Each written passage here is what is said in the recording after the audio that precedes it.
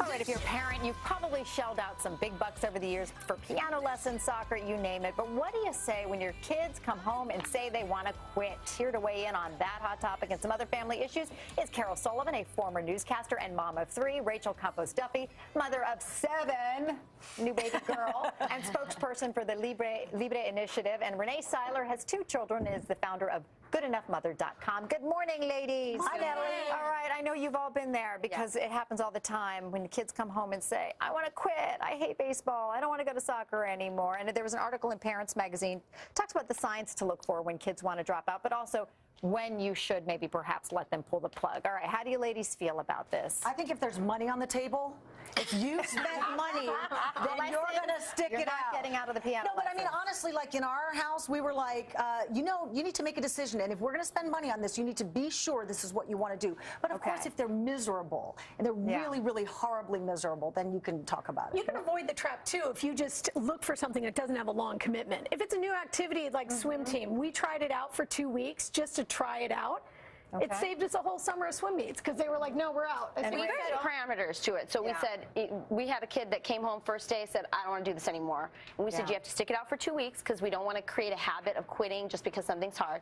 But also, I said, you have to call the coach and tell him because I wanted him to take personal responsibility for that decision. And what happened was, after the 2-week period, he decided to stay in. So, and I always feel that is the case. If they just stick it out a little bit longer, sometimes it's the fear or they're not good enough. So, I think if you just let them make sure they really know what it is they're getting into and what they want. But, all right, that's a good one. Okay, let's move on. Top mom stresses and how to relieve them. This is according to a national survey conducted by Family Circle magazine. And here's what they came up with. The top 3 mom stressors are managing finances, thinking about their kids' future, and keeping on top of housework. So do you all agree?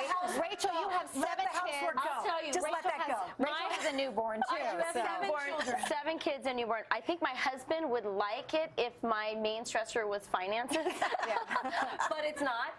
It's household chores. And with 7 kids, I needed to be organized, and it is just very hard to stay on top of it, but and that is my big stress factor. But I think that sometimes it's okay to let stuff go. It's all right to go to bed with a dish in the sink. It's all right to go to bed with a sink full of dishes. See, I can't. It's okay to go to bed with a sink full of dishes. Never. I should marry my husband.